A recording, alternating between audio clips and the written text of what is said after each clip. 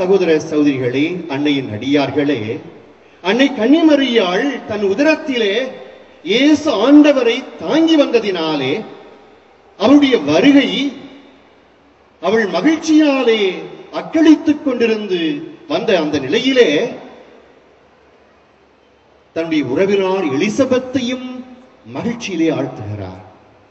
அவருடைய குழந்தையும் மகிழ்ச்சியாக ஆழ்த்துவதை நாம் காணுகிறோம். இரண்டாவது எடுத்துக்காட்டு கானாவூர் திருமணம். யோவானில் நற்செய்தி 2ஆம் அதிகாரம். இயேசுவும் மரியாளும் சீடர்களும் கானாவூர் திருமணத்திற்கு அழைக்கப்பட்டிருக்கிறார்கள்.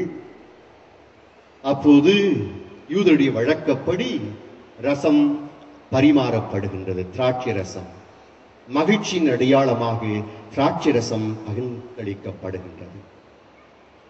எதிர்பார்க்காத விதமாக அதிக பேர் அந்த விருந்திற்கு வந்து விடுகிறார்கள். அவர்களுக்கு ரசம் தீர்ந்து விட்டது.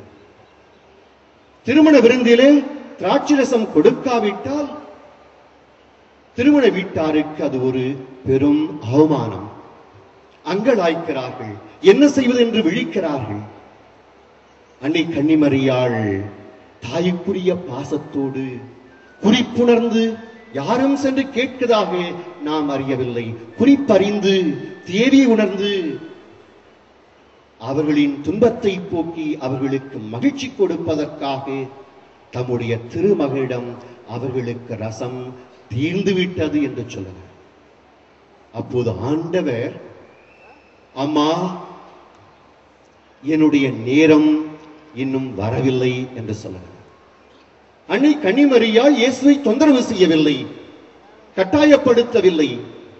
மாறாக, இதோ ஆண்டவருடைய அடிமை, இது வார்த்தையின்படி எனக்கு ஆகட்டும் என்று சொல்லி அன்னை கன்னிமரியாள் அங்கே இருந்த வேலையாட்களை பார்த்து அவர் சொல்லுவதை நீங்கள் செய்யுங்கள் என்று சொல்ல.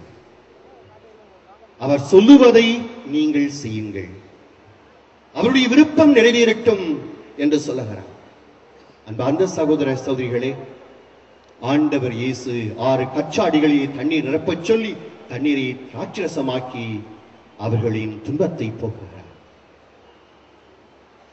இந்த இடத்திலே அன்னை கன்னிமரியாள் அவருடைய பரிந்துரையினாலே, இயேசுனுடைய பிரசன்னத்தினாலே அவள் அவருடைய துன்பத்தை துடைப்பதை பார்க்கிறோம். அவர்களுக்கு மகிழ்ச்சி கொடுப்பதை பார்க்கிறோம். அன்பார்ந்த சகோதர சகோதரிகளே, மரியாள் எந்த வேளையிலே தன்னுடைய மகிழ்ச்சி இழந்தாள் என்பதையும் நற்செய்தி நமக்கு விளக்கி காட்டுகின்றது. அதற்கு 2 எடுத்துக்காட்டுகள்.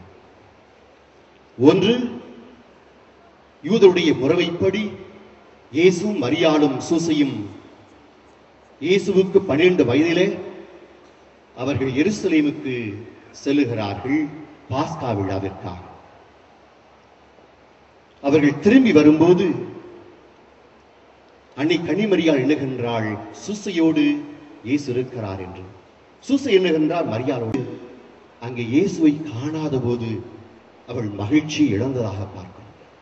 பரிதவித்து ஓடுகிறார்கள். திரும்பி இருவரும் ஆலயத்திலே ஆண்டவர் இயேசுவோடு பேசிக் கொண்டிருப்பதை கண்ட அன்னை கன்னிமரியாள் இயேசுவை பார்த்து, மகனே, ஏன் இப்படி செய்தாய்?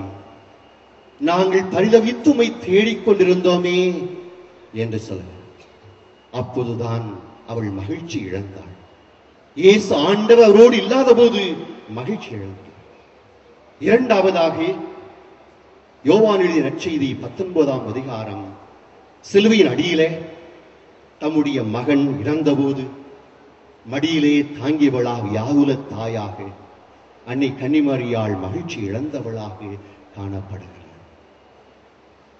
அன்பார்ந்த சகோதர சகோதரிகளே, அன்னையின் அடியார்களே, அன்னையின் விழாவை கொண்டாட வந்திருக்கின்ற நாம் அனைவரும் அந்த அன்னை நமக்கு பரிந்து பேச மன்றாடுவோம்.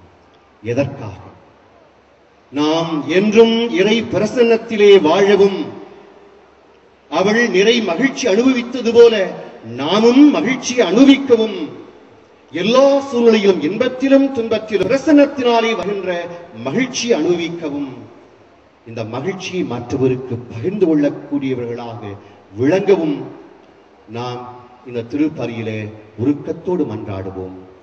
அன்னை கன்னிமரியாள் உங்களையும் உங்கள் குடும்பங்களையும் உங்களுடைய தொழிலையும் நம்முடைய இந்திய நாட்டையும் உலகையும் ஆஸ்வதித்து அமைதியும் சமாதானமும் மகிழ்ச்சியும் நிலவ மன்றாடுவோமாக. ஆமென். Dear devotees of Our Lady of Velankani, we all gathered here to celebrate the birthday of our Blessed Mother. I welcome you all to this feast. Some of you have come on foot about 400 to 500 kilometers, making penance and prayers. Your faith is great. Some of you have come with great difficulties. Your faith is great. May our Blessed Mother bless you all. During these feast days, during the novenas, you must have heard one phrase quite often. That is, Ave Maria. What is the meaning of this word Ave Maria? It's a Latin phrase. In English, Hail Mary. What does it mean, Hail Mary? Did the angel say, Mary's name be praised? Definitely not. Then what is the meaning of Hail Mary?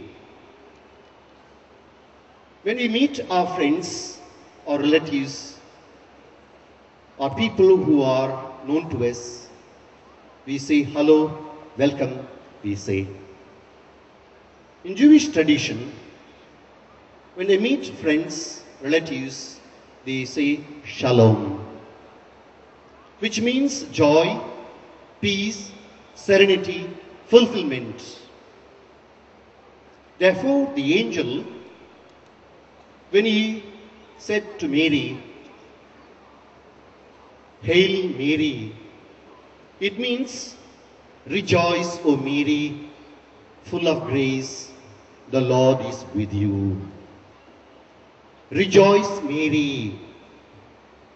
Today people seek for joy different ways.